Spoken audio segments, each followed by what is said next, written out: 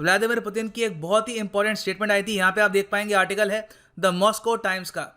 Vladimir Putin ने literally यहाँ पर कहा कि रशिया चाइना मिलिट्री अलायंस बिल्कुल काफ़ी हद तक पॉसिबल है।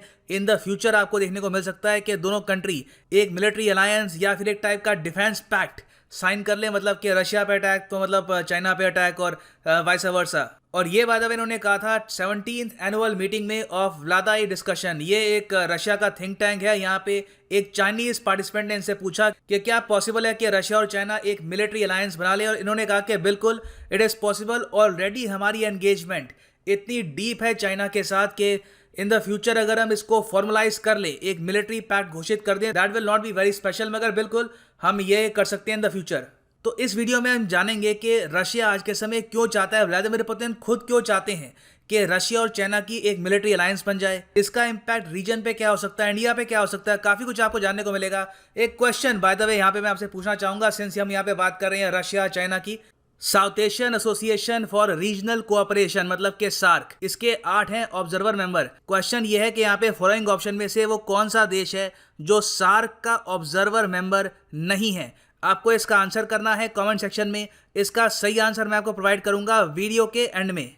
मगर सबसे पहले मैं आपको बताना चाहूंगा कि अनअकैडमी के जो आइकॉनिक कोर्स हैं ये इन द फ्यूचर महंगे होने वाले हैं। आपको मैं सजेस्ट करूंगा कि गो टू अनअकैडमीज ऐप या वेबसाइट और यहाँ पे क्लिक करिए यूपीएससी सीएससी पर, क्लिक ऑन गेट सब्सक्रिप्शन और आपके सामने ऑप्शन आएगी प्लस आइकॉनिक की। दोनों कोर्सेज सारे subjects polity history geography proper तरीके से कवर करते हैं with live classes, structured courses, PDFs, live test भी यहाँ पे आपको मिलेंगे। मगर जो आइकॉनिक कोर्स है यहाँ पे आपको मिलेगा एक personal coach, mains question answer practice, study planner, ताकि आप मोटिवेटेड रहें और लगातार अपनी जो मेहनत है ये कंटिन्यू रखें। जो आइकॉनिक कोर्स है by the way it is very much in demand right now, और इसलिए इसके प्राइसेस बढ़ जाएंगे इन द फ्यूचर। जब तक ये कोर्स सस्ता है यू कैन बाय इट। अभी जो इसका प्राइस यहाँ पे दिख रहा है 69,500, ये भी पे करने की आवश्यकता नहीं है। आपको सिंपली यहाँ पर एक कोड डालना है PD10, इसको अप्लाई कर दीजिए और इमीडिएटली ऑलमोस्ट 7,000 रुपीज का डिस्काउंट आप पेमेंट कर सकते हैं थ्रू यूपीआई, कार्ड्स, वॉलेट, और यू कैन इवन पे इन पार्ट्स।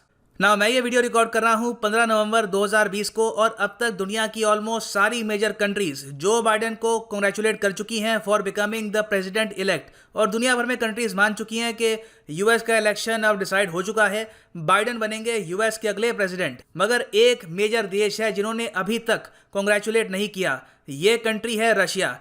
चाइना ने भी कुछ देर लगाई मगर इवेंचुअली चाइना ने भी यहाँ पे कांग्रेचुलेट कर लिया जो बाइडेन को और कहा है कि वी विश यू वेल, और चाइना यूएस रिलेशंस हम चाहते हैं कि इम्प्रूव हो। मगर रशिया अभी भी कह रहा है कि हम प्रॉपरली श्योर नहीं है कि जो बाइडेन जीते हैं या नहीं जीते, तो हम अभी कांग्रेचुलेट नहीं करेंगे। तो इससे साफ लगता है कि रशिया जानता है कि जो बाइडेन के अंडर जो टाइम बीतेगा, आने वाले 4 साल जो बीतेंगे वो काफ़ी कष्टकारी होंगे, काफ़ी मुश्किल होंगे, और इसलिए ऑलरेडी रशिया ने यहाँ पर आप कह सकते हैं कोल्ड शोल्डर देना स्टार्ट कर दिया है जो बाइडेन को। नाउ जो बाइडेन रशिया के अगेंस्ट क्यों हैं, इनके टेन्योर में क्या क्या हुआ था जिसकी वजह से इनकी एक फिलॉसफी बनी है कि रशिया यूएस का नंबर 1 दुश्मन है, इस पर एक अलग से वीडियो मैं बना चुका हूं। आपको बस सर्च करना है चैनल पर Y Joe Biden is against Russia. करीब 3 लाख लोग ये देख चुके हैं video, so you can watch it. मगर रशिया का जो यहाँ पर साइलेंस है इसके बहुत से रीजंस है। जो बाइडेन मल्टीपल वेज में रशिया को नुकसान पहुंचाने वाले हैं इन द नियर फ्यूचर। सबसे बड़ा इशू तो ये, सिंस ये कहते हैं कि यूएसए का सबसे बड़ा दुश्मन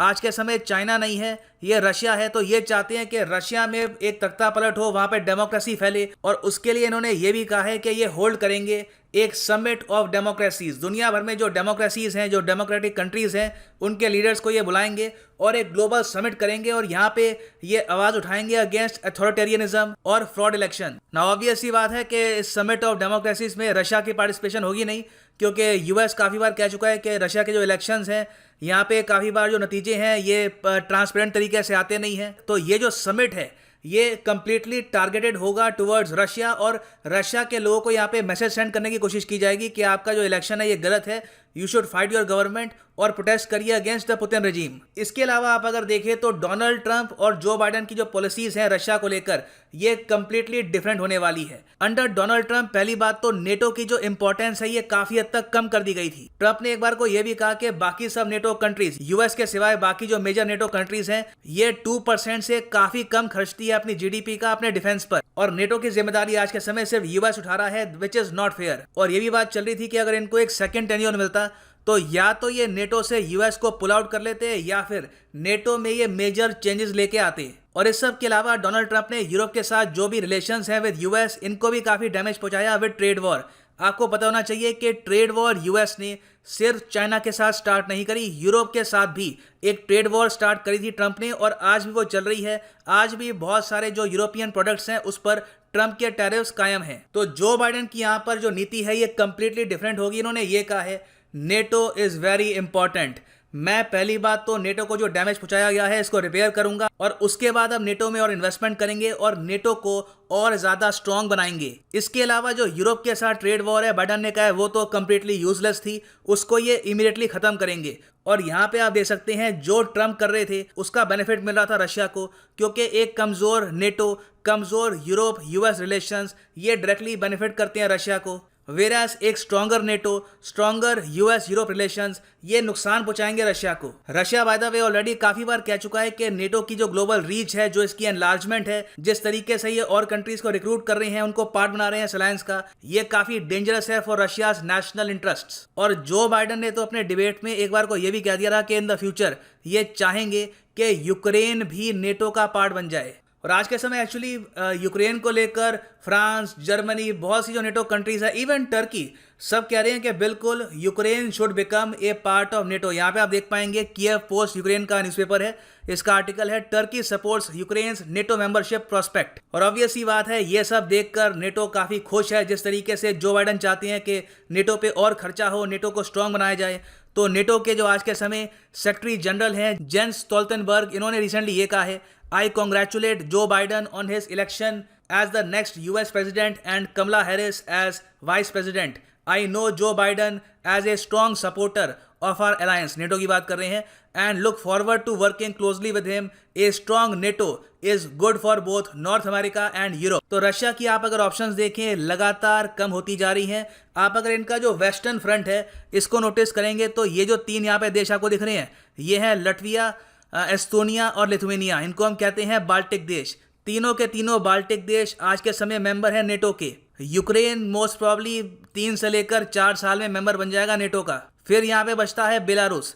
बेलारूस में आज के समय आपको पता होगा कि काफ़ी सिचुएशन खराब है, यहाँ पे इंटरनल डिवीजन है, लोग काफ़ी हद तक बटे हुए हैं रशिया के इन्फ्लुएंस को लेकर। कुछ लोग चाहते हैं कि बेलारूस इन द फ्यूचर मर्ज हो जाए विद रशिया, बाकी चाहते हैं कि नहीं बेलारूस एक मेंबर बन जाए यूरोपियन यूनियन का। तो रशिया के लिए आप अगर देखें तो पूरी जो यहाँ पे बॉर्डर है, यहाँ पे बहुत सारी प्रॉब्लम्स क्रिएट कर रहा है नेटो। तो ऐसे टाइम में रशिया के पास एक बहुत ही इंपॉर्टेंट ऑप्शन बचती है, और वो ये है कि चाइना के साथ ये एक मिलिट्री पैक्ट साइन कर ले, ताकि जो इनके डिफेंस के ऑप्शंस हैं ये काफ़ी हद तक बढ़ जाएं। क्योंकि आप अगर कुछ इश्यूज़ को छोड़ दें, फॉर एग्जांपल इंडिया काफ़ी बड़ा यहाँ पे इशू है। इंडिया का जो इशू है रशिया के लिए, वो आप अगर इग्नोर कर दो तो ओवरऑल रशिया और चाइना के जो इंटरेस्ट हैं ये काफ़ी हद तक मिलते हैं। फॉर एग्जांपल रशिया और चाइना दोनों चाहते हैं कि पैसिफिक ओशन में यूएस की डोमिनेंस ना हो जाए, और रशिया और चाइना की जो वॉरशिप्स हैं ये भी काफ़ी हद तक यहाँ पे डोमिनेट करे।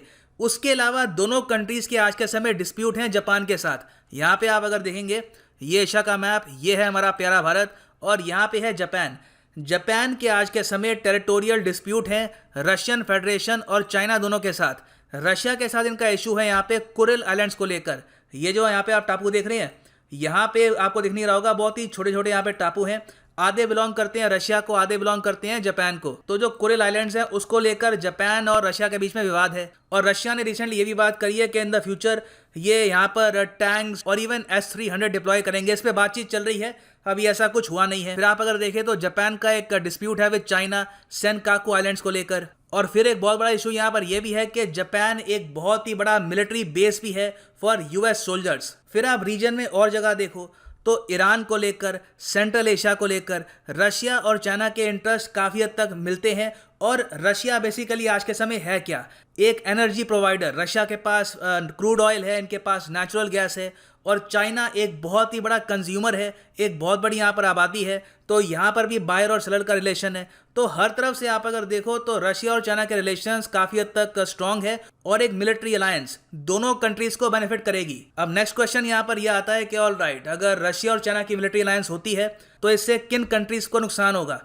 देखिए नुकसान एज ए होल आप अगर देखो तो ज़्यादातर जो कंट्रीज़ हैं इन द रीजन ये इतनी छोटी हैं कि ऑलरेडी रशिया और चाइना के इन्फ्लुएंस के सामने ज़रा कुछ है नहीं, और अगर कल को इनका मिलिट्री पैक्ट साइन होता भी है तो उन पर इम्पैक्ट होगा नहीं। मगर आप अगर देखोगे साउथ एशिया में, तो वहाँ पे आपको दिखेगा इंडिया एक न्यूक्लियर आर्म कंट्री जिसके आज के समय इश्यूज हैं विद पाकिस्तान, चाइना के साथ भी मेजर इश्यूज हैं। तो हमारे लिए डेफिनेटली काफ़ी बैड न्यूज़ होगी अगर रशिया और चाइना एक मिलिट्री पैक्ट साइन कर लेते हैं, क्योंकि उसका मतलब ये होगा कि चाइना अगर कल को हम पे अटैक करता है या फिर कुछ अग्रेशन होता है तो हम रशिया पे बिल्कुल भी डिपेंड नहीं कर पाएंगे फॉर एनी इंटरवेंशन। उल्टा यही पॉसिबिलिटी होगी कि रशिया चाइना को सपोर्ट करते हुए भी दिखे। मगर फिर यहाँ पे एक क्वेश्चन आपके सामने ये आएगा कि ऑल राइट, क्वाड, इस सब का आंसर है क्वाड, उसको हम डेवलप कर सकते हैं, उसका हम एक मिलिट्री पैक्ट बना सकते हैं, ये काफ़ी अच्छा एक काउंटर होगा to Russia and China military alliance. तो देखो यहाँ पे आपको समझना होगा कि जो बाइडेन के अंडर क्वाड एक मिलिट्री पैक्ट साइन कर ले, इसके चांसेस बहुत ही ज़्यादा कम है।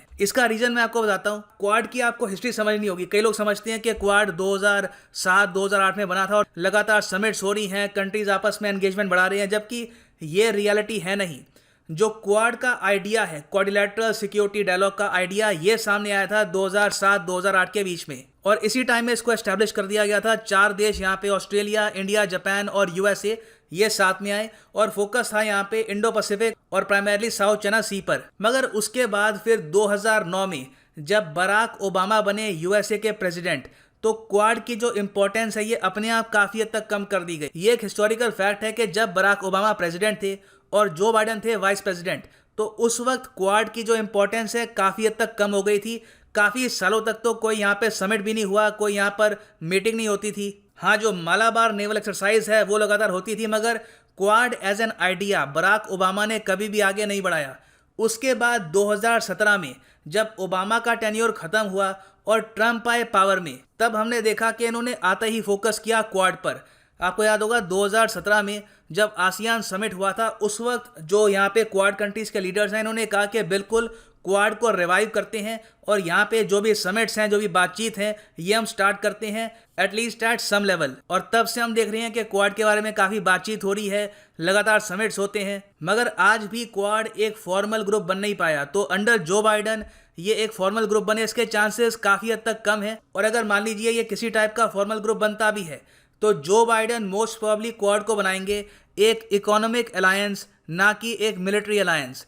इकोनॉमिक अलायंस मतलब कि क्वाड कंट्रीज मिलकर अपना जो कैपिटल है, इससे एक फाइनेंसिंग एजेंसी बना सकती है जो श्रीलंका, मालदीव्स, कई और जो कंट्रीज हैं इंडो पैसिफिक में, इनको फाइनेंस प्रोवाइड कर सके ताकि ये चाइना के डेट ट्रैप पे ना फंसे। इसकी कुछ पॉसिबिलिटी है, मगर चांसेस काफ़ी कम है कि क्वाड को as a military group develop किया जाएगा under Joe Biden. Joe Biden ने बाय द वे आज तक क्वाड का नाम भी नहीं लिया है, ना अपने डिबेट्स में, ना अपने स्पीच में। और जब भी ये चाइना की बात करते हैं तो इनका मेन एम्फेसिस होता है बातचीत पर, डिस्कशन पर और रिलेशंस इंप्रूव करने पर।